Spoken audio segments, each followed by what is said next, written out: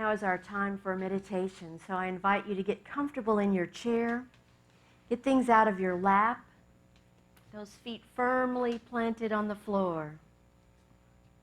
Close your eyes if you're comfortable, and we're going to begin taking some deep breaths and settling our energy into this time and space. Breathing in, God is, and breathing out, I am.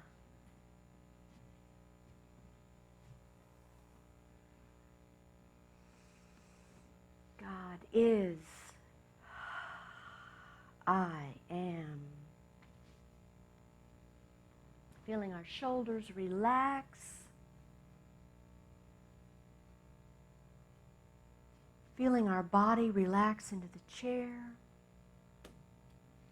Knowing there's no place we have to be, nothing we have to do, but be present here now. Resting and relaxing in spirit.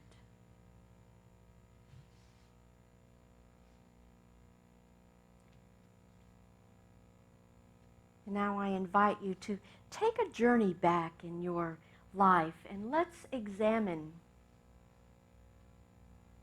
what you see as the ways in which your spiritual gifts have been used over the course of your life. Think about those things that you have been passionate about. Those areas in your life where you felt great purpose.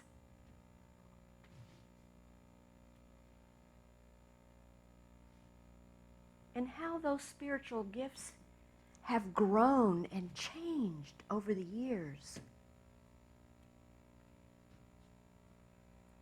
With all the various roles that you've played and all the different hats that you've worn.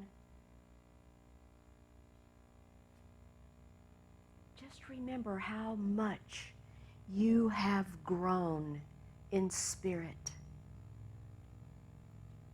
How much you've grown in the ability to share your spiritual gifts with the world.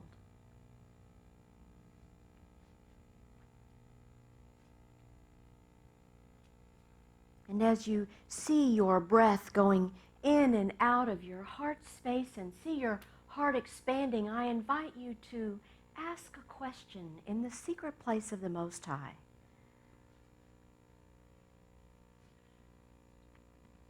Are there spiritual gifts I have not yet tapped into?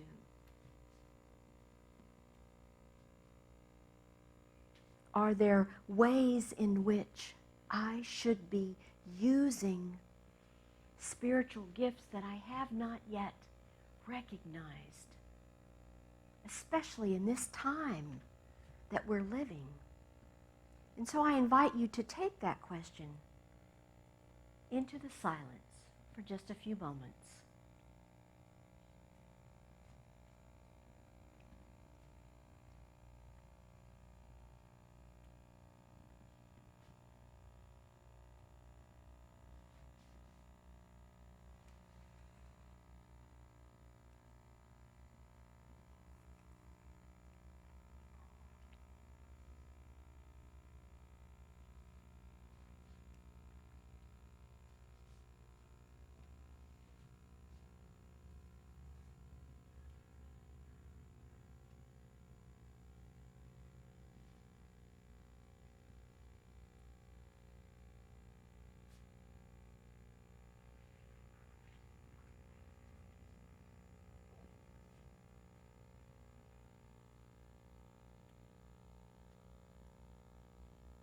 Spirit within us is always nudging us to higher ground, to higher consciousness, to better ways of serving, stretching us, inviting us to get out of our comfort zones.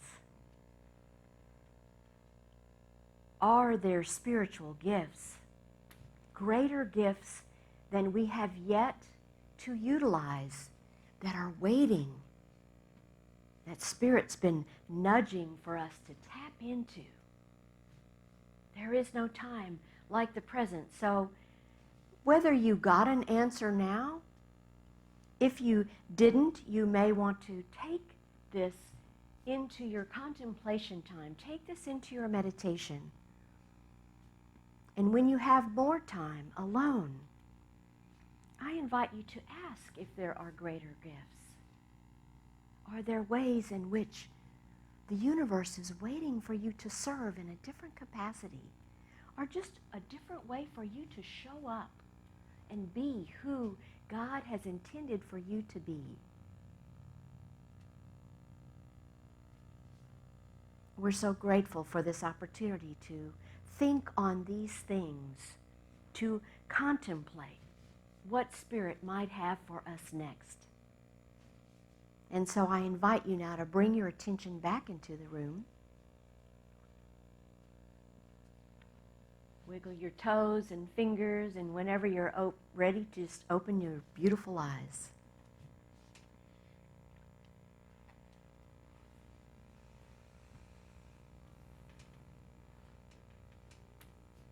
One of my most favorite things is when I'm leading the new member class, when we're getting people together for Unity Basics, and we ask people, how did you find unity? How did you find new thought? And often the stories are very elaborate as to how they met this one, who led them to there, who led, it's like a whole thing has to unfold before they actually get to the place they need to be. It's very interesting. And oftentimes, there are people who find unity that have kind of hit rock bottom. Something has not gone well in their life. It could be a broken relationship, an illness, a lost job, a move, who knows? But sometimes people find it when they're sort of at their wits' end.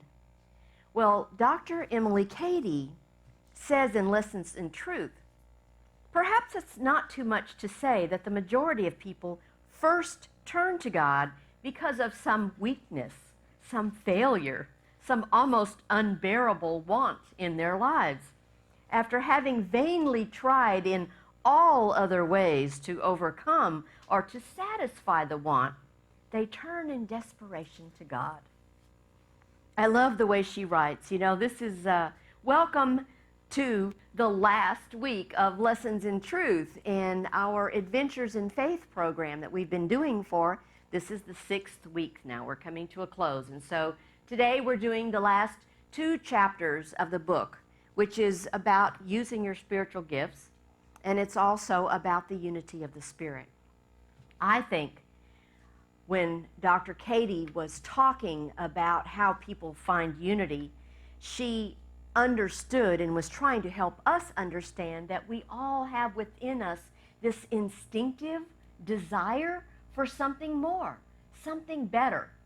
The old way of being, the old church that we grew up in, our embedded theology no longer works for us anymore. And right now, it's hard to go back to that after we've been in new thought and unity for a while. But she says that instinctive knowing within us that there is this power, that there is a power of a conception of God that fuels us, that feeling of our divine self suggesting to us that we want to be free. We don't want to be tied down to suffering and illness and pain and disruption in our lives. We don't want to have poverty. We have a right to be free. It is our God-given gift to be free. So understanding our spiritual gifts is a big part of this experience. We start out, when we learn about unity and new thought, we start practicing the principles and they start working for us, and we get so excited. We want to share it with everybody. We want everybody we know to come on board and feel what we feel, because we feel so enlivened by knowing who we are and why we came here. We know that we can be freed from emotional suffering.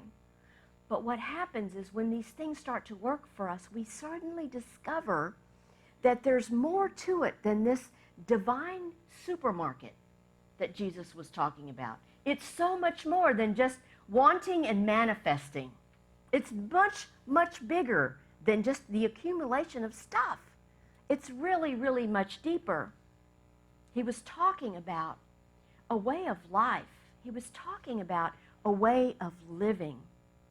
Dr. Katie wrote this chapter, you see, around the same time that New Thought was really taking off, because we had the Phineas Quimby, we had Ernest Holmes, we had Mary Baker Eddy, we had all these people in New Thought, and at that particular time, this is like the late 1880s, right?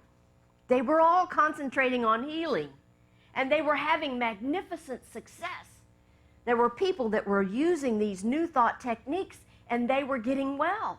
And of course, we know Myrtle's story. That's how we all got into unity, because Myrtle healed herself, and then Charles healed himself. And so that was the focus then. But what happened was the Fillmores decided that wasn't the only gift. That wasn't the only aspect that needed to be looked at. They wanted to help people with illumination, with peace of mind, with spiritual understanding, getting freedom from knowing these teachings. And this is what attracted Dr. Katie to the Fillmores. And it is because of that, because the Fillmores wanted to branch out and not just stick with healing, that Dr. Katie wrote Lessons in Truth. They saw healing, the Fillmores saw healing as only one aspect, one gift. They wanted people to develop as much spiritual understanding as they possibly could. So today, we're in the scriptures. We're in 1 Corinthians. We're in chapter 12, verse 31. And it says, "But strive for the greater gifts, and I will show you a still more excellent way." Now, I love it that a day or so ago, the Unity Daily Word was about purpose. And in my Thursday morning group, we talked about what does it mean to have purpose, because to me, those spiritual gifts and purpose are all tied together. It all starts with a desire in your heart to be or do something. It starts with spirit tapping, tapping, tapping, tapping. Why don't you do this? Why don't you offer this? Why don't you participate in this way? And so I think this scripture is saying, let go and let God. Let yourself be free of worry and concern, and think about, what are the greatest gifts that you have? What are your spiritual gifts? How can you live a life of purpose? Well, the whole 12th chapter of 1 Corinthians, Paul is listing out all these spiritual gifts. He lists wisdom and faith and healing, and people who work miracles, and people who have prophecy as one of their spiritual gifts. He came up with a whole bunch of them, and he said basically none is greater than the other. They're all basically equal. But listen to what, Dr. Katie said. I didn't bring my book. Oh my God, I didn't bring my Lessons in Truth book. Yeah, look in the Lending Library. There's Dr. Katie's full thing. He talks about all of the spiritual gifts. I can't believe I didn't bring my book. I know. It's a gift. I know. It's a spiritual gift. Vivian's going to see if she can find it. I just saw it, Emily Katie's. It's the compilation. Page 147 in her book. Anyway, I'm going to keep going. Dr. Katie says, there is only one Spirit, God, always and forever, the same, but in different forms of manifestation. When we realize our spiritual gifts and share them with the world, we are expressing God as us. We say all the time, don't we? God is working in and through us and as us. We say that all the time, but are we really understanding the importance of that? It means that we have indivisibility with God.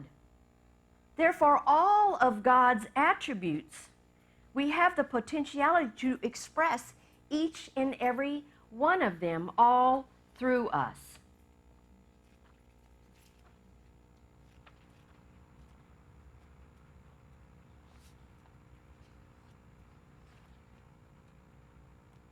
I'm going to see if I can find it real quick.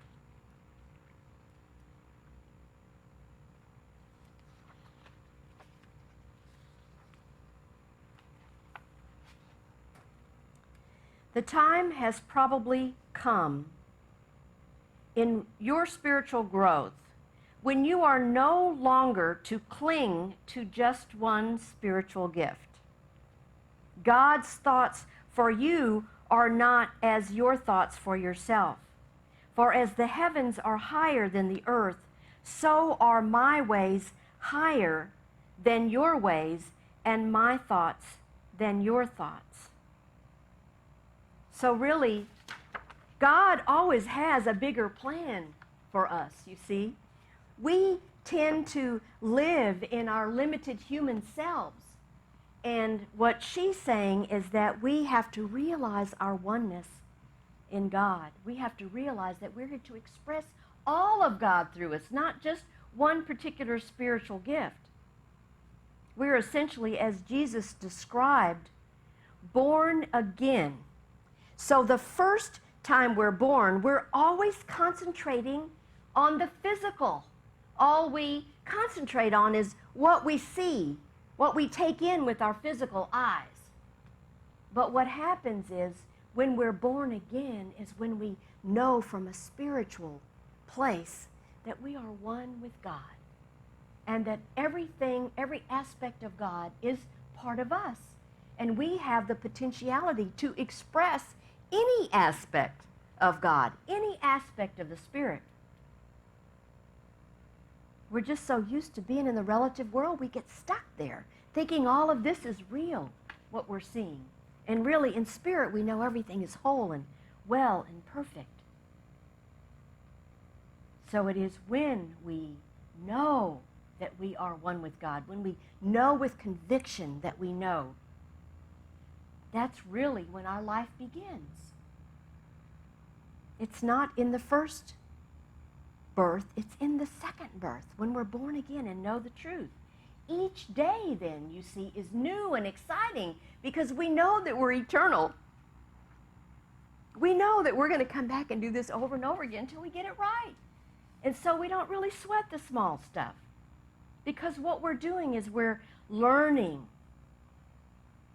to always put God first.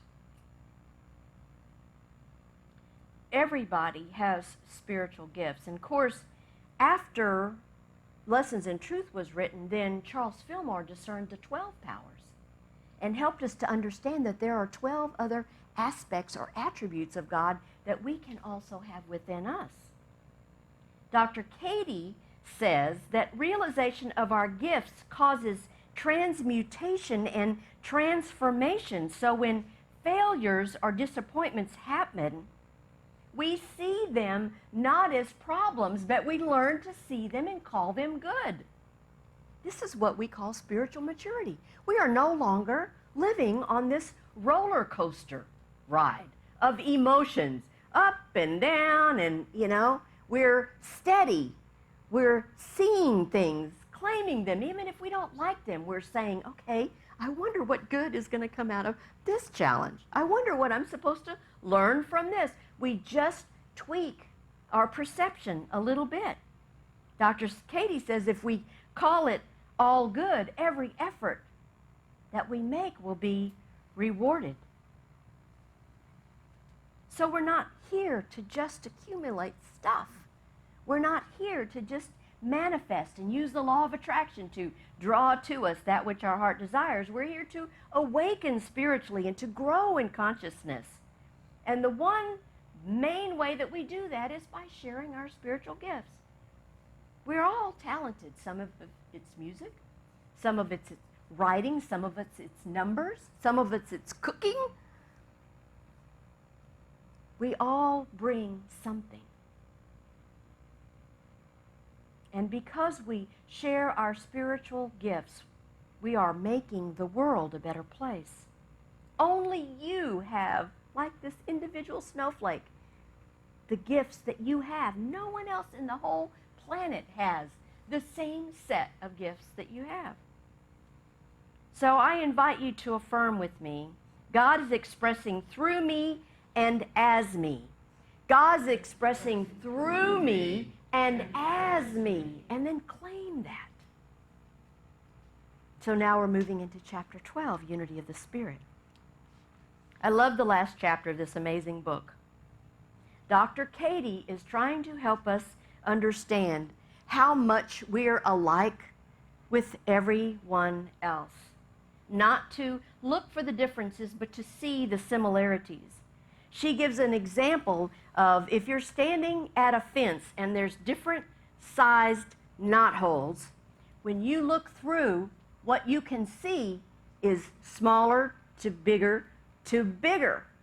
That's how we see the world. We see what we see because of our lives, because of our life experience, because of how we were raised, because of the beliefs that we still hold in our subconscious. She makes three main points in this chapter. The first one is all religions and denominations have the same purpose that they're striving for. They have the same goal. And so she invites you to picture in your mind a wheel, a huge wheel that has all these spokes in it. And every single one of those spokes is a person. And the rim on the outside is Buddhism, Hinduism, Christianity. It's all the religions. And so a person is attached to whatever upbringing or whatever tradition they have for their religion or their spiritual practice. And in the middle, the hub of the wheel is God. It's always God at the center of everything. The omniscience, omnipresence, omnipotent God is in the center. So it doesn't really matter what the connection is of the spoke to whatever the outside is. It's all God in the center. And you see, the more each one practices his own spiritual practice, the closer he is to the center. The closer we are to each other, and the closer we are to God. I love that visual, because I'm a visual person. I love to think about that. When we see each other as closer to the hub, we see that we're more alike than we are different. We're all searching for that hub or that center of God. Our world right now needs this perspective. Our world needs to see that we're more similar than we are different, no matter where we are.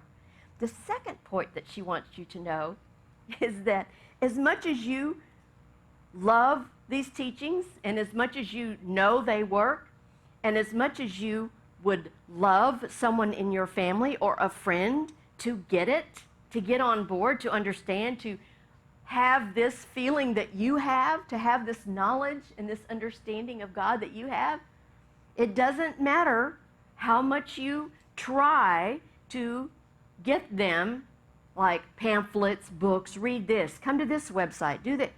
The more you persist, the more they resist. But what you can do, you can live your best spiritual life. You can stay in that principle 5, which is what? God is, I am, I think, I pray, I live. You can live the truth you know. You can live the teachings, and just by the example of how your life is transforming and how much better your life is getting, they'll see the change and they'll go, I kind of like some of that. They see the positive change. And so what you've done is, by living the life you know, living the golden rule, you're basically planting seeds. Emily Cady says that's the best you can do for those that you would like to have come on board. The third point she would like to make is that God is both immutable principle, but also very much a loving Father, a very personal person to us.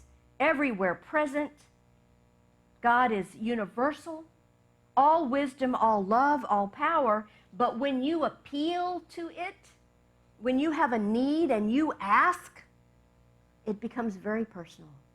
Becomes very personal. So that's how there's the two aspects of it, because if you ask, you will receive. These are the key points of the last two chapters. God is a present help in time of need, but we have to recognize the presence and turn away from our human efforts to do so. So this basically is the close of our 12 chapters, our 6 weeks.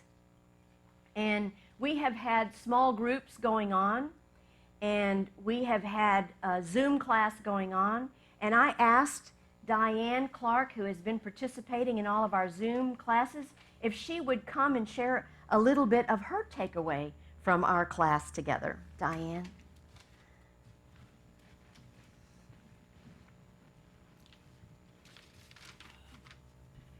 Thank you, Reverend Donna. In these uncertain medical, political, financial, environmental times, I was so rewarded by reading this book and working with the small groups. Thank you for choosing it. I had first read Lessons in Truth when I came to Unity after I felt that my religious practice was too limiting and I wanted something more expansive. And that's what I found and still find in Unity. But at that time, I was a new seeker, and the contents of the book were way over my head. When called upon in the new member class, I must have looked like a deer in the headlight. I had no idea what they were talking about. And I found her writing style very archaic. Well, now fast forward a couple of years and a couple of classes, rubbing shoulders with people who know the truth and speak the truth. I loved the book. I drank it in. So my chink in the wall must be getting bigger.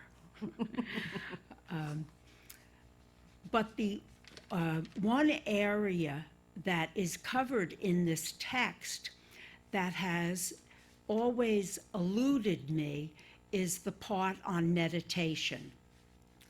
I would hear people who meditated say that, oh, they use a scented candle or some tinkly music. They sit cross-legged on the floor.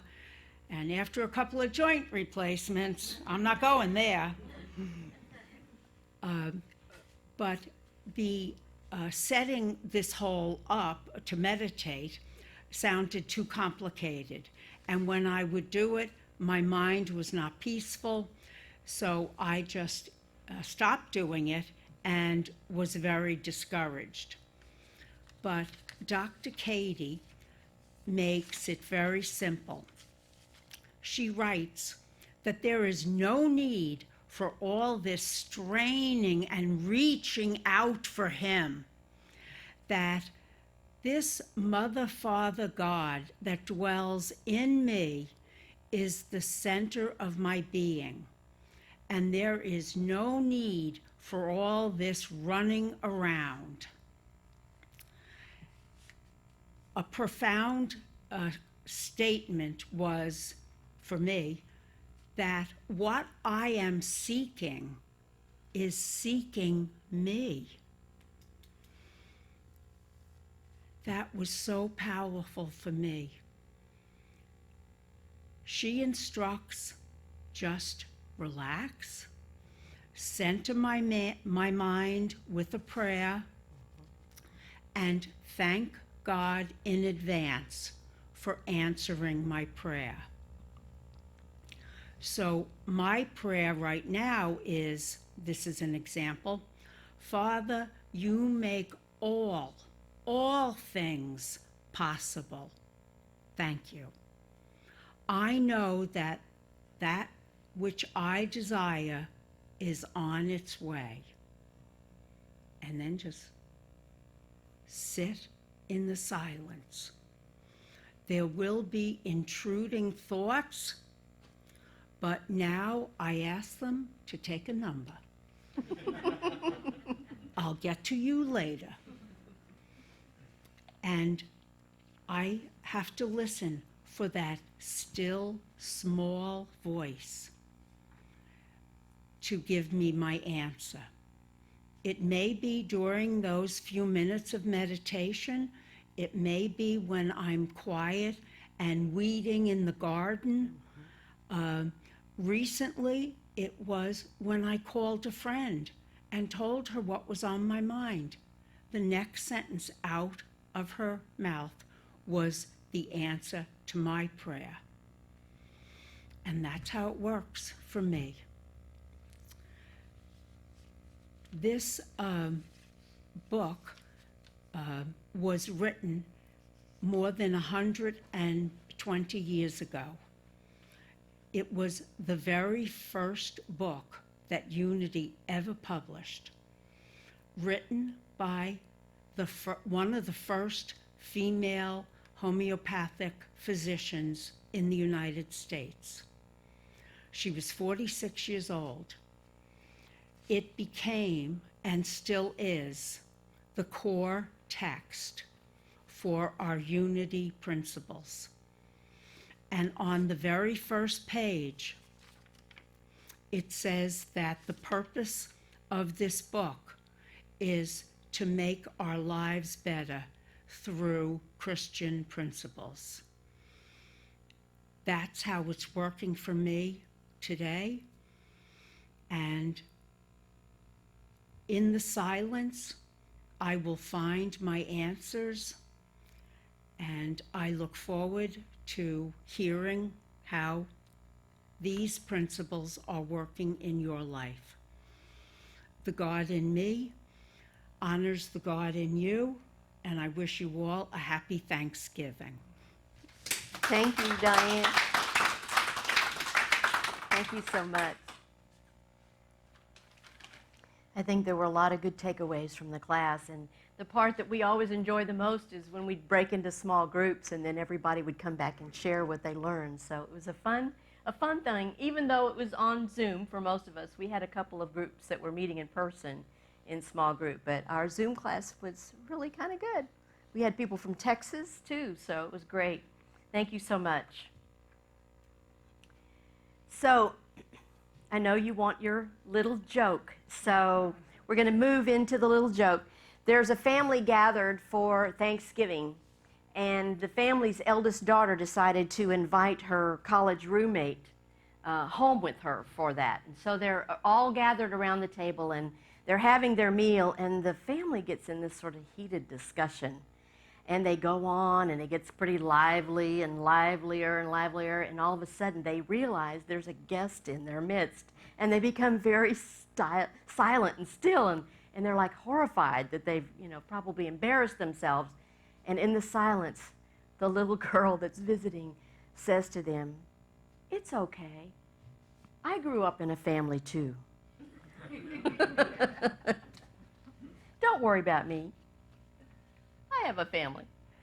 So we're closing today with Charles Roth, who says, "Through meditation and an earnest desire to free yourself from bondage to the belief in a half world, just the physical half of the world, you release this spiritual self and come to know true freedom, a sense of mastery, yet a sense of humility, These are the lessons in truth. I hope you enjoyed our 6-week series. Thank you so much. Happy Thanksgiving, everybody. God bless.